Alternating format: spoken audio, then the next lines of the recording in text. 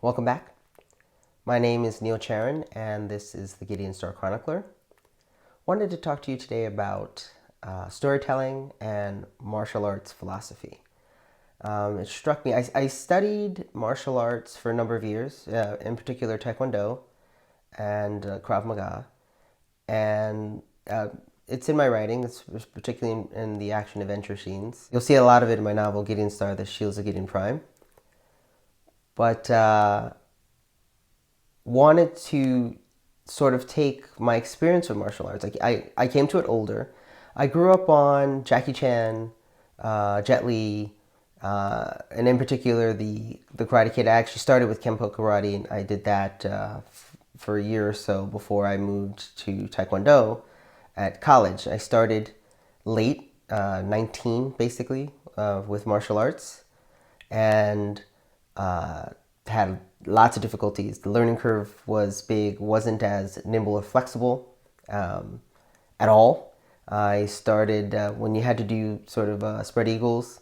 My legs, I basically could maybe go shoulder width apart at most.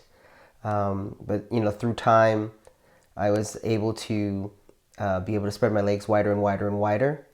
Until eventually I was able to kick someone about 6 feet tall or 6 feet plus, which was an amazing triumph. I never reached Van Damme levels, but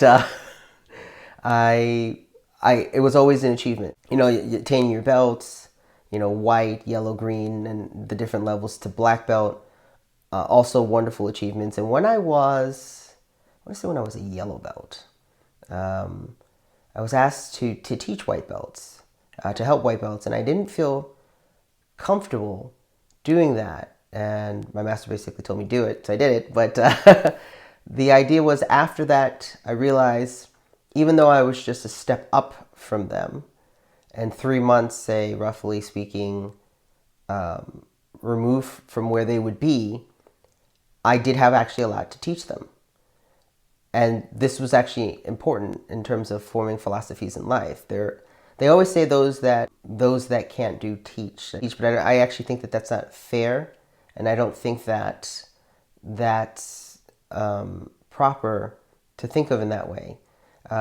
Serena and Venus Williams' father actually never really taught tennis or learned tennis, but he taught them everything that he knew, and then they carried forward from there. And it's there's sort of a missing piece to tell you that being a good teacher is actually a skill all by itself. I think that that's actually something that is misused and actually will deter you from learning the things that you need to learn.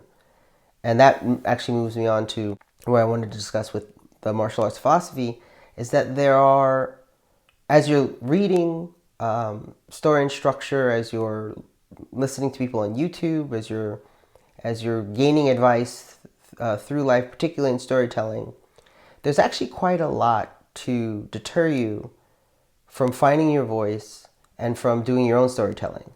And I want to tell you to try your best in your heart to ignore all those things. It's very tough, it is. But the reason why I bring martial arts into it is that you walk into a martial arts studio, a dojang or dojo, and there are people way more advanced than you doing way more advanced things. There are people who can do more push-ups than you.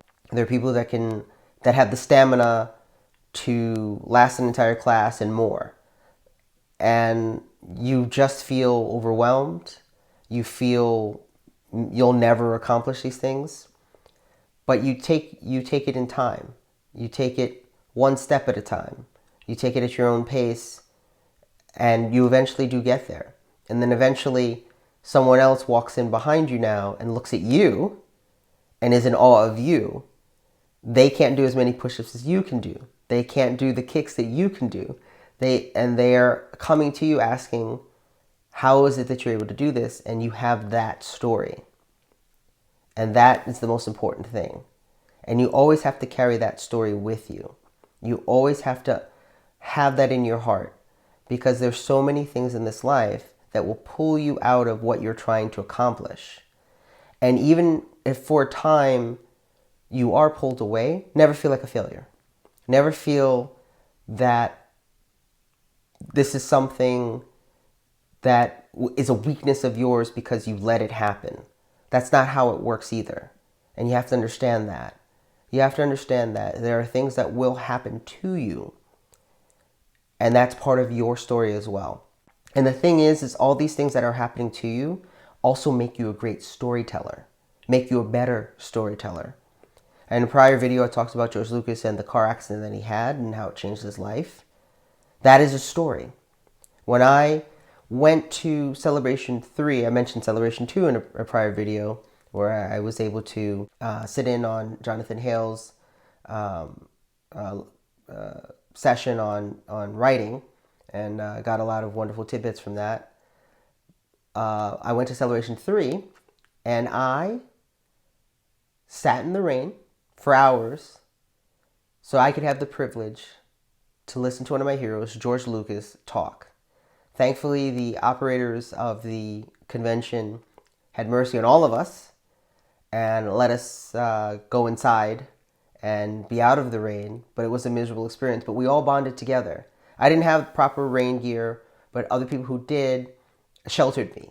I didn't have, I didn't have snacks, or I didn't even know. I was a complete newbie to this kind of thing, and I didn't even know about the elements per se, and other people helped me through it. Other Star Wars fans, who, by the way, are some of the best people I've ever met in my life. And what you need to understand is that that's also going to happen to you. But that's a story I have. A story I have, and I didn't even realize I had it until I'm telling it to you right now. I stood in the rain to see one of my heroes talk for like 20 minutes, maybe more, to uplift me, to embolden me, to give me that thing that I'm searching for, because he has it already. Mark Hamill's a hero of mine, particularly as Luke Skywalker. And George Lucas very much is a hero of mine. J.K. Rowling is also a hero of mine. And I would stand in the rain for her as well. We do these things. Why?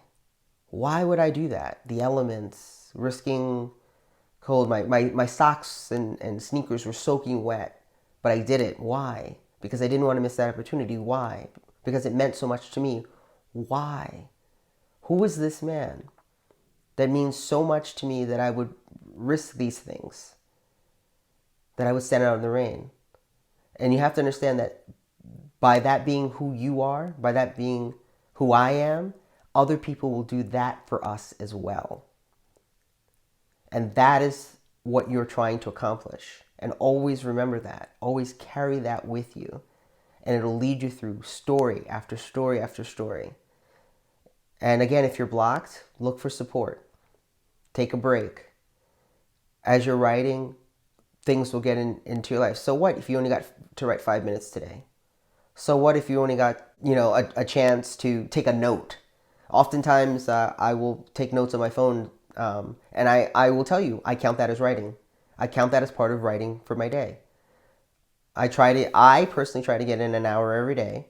I don't necessarily always accomplish that, but I really do try. And if I'm not writing on Gideon Star, I will write something else. I mentioned in a prior video that I'm going to try to do a series based in the Gideon Star universe for Wattpad. I'll let you know it's going well. I have the first story already, and I'm editing it right now, and I'm going to be moving on to the second shortly, and I'll be publishing that Wattpad, I'm hoping, by the end of the month. But the truth is that you keep going, you keep pushing, and the other idea is you have to let go a little bit. Don't worry about the greatest American novel or, the masses or just any of these things. Dream big. Dream that you're going to be on Stephen Colbert and that he's going to ask you all the questions and you're going to laugh and smile and have a great time on his show. Please, by all means, dream. But understand, in the reality of it, you're doing it for yourself and for your audience. You have a voice, you have something to say, and you're trying to say it in the most entertaining, palatable, best way that you know. And they will love you and appreciate you for it. I love you and appreciate you for it. And that's the most important thing to understand. Understand that the benchmark is yourself. That's it. J.K. Rowling is not your benchmark. George R. R. Martin is not your benchmark. J.R.R. Tolkien is not your benchmark. George Lucas is not your... George Lucas actually had a lot of help himself. These are not your benchmarks. Your benchmark is yourself. Did I do more today than I did yesterday? So again, in my martial arts philosophy example, I started out spread eagle, and it was very shallow. It was maybe shoulder length apart to begin with, and after years, I was able to go out further and further and further. And again, never like Van Damme, but the point is that I did accomplish these things, and I can look back and tell you that I accomplished these things, and it took time. I didn't give up, but it took time. But when I think about it, I can't kick like my martial arts master. I couldn't kick like those people who had been doing martial arts 3 years before me. I couldn't. But I would get there. And eventually we'd all be on some sort of equal footing. Eventually we'd all be on some level where it would just be sort of like not to step out of it, but like the tennis equivalent that jumped into my head was like a Djokovic versus Federer, or a Nadal versus Federer. I mean, these players are all equals to each other, more or less, and every now and again one is number 1 or 2 or 3, and then they rotate amongst themselves. They're the black belts of tennis. That's what they are. They've accomplished this mastery. You will accomplish this mastery too. It takes time, it takes energy, it takes effort, but you will get there. Always have the confidence that you will get there. But understand, your benchmark isn't anyone else but yourself. Have I done more, accomplished more, and am better than I was the day before? That's it. That's it. And if you can do that, if you can say that to yourself, if you can follow that philosophy, I promise you, you will get through one page at a time. You will have a complete story, beginning, middle, and end, and you won't even believe how you got there. You won't even believe that you did it, but you did it. And we're also very proud of you. All right, that's all for now. I want to wish you a great day. If you like anything that I'm saying, please like and subscribe. Don't forget to hit the notification bell. If you want to support me or this channel, please purchase my novel on Amazon.com. The link's in the description below. Gideon Star, The Shields of Gideon Prime. I would truly appreciate it. You have a great day, and until next time, keep writing.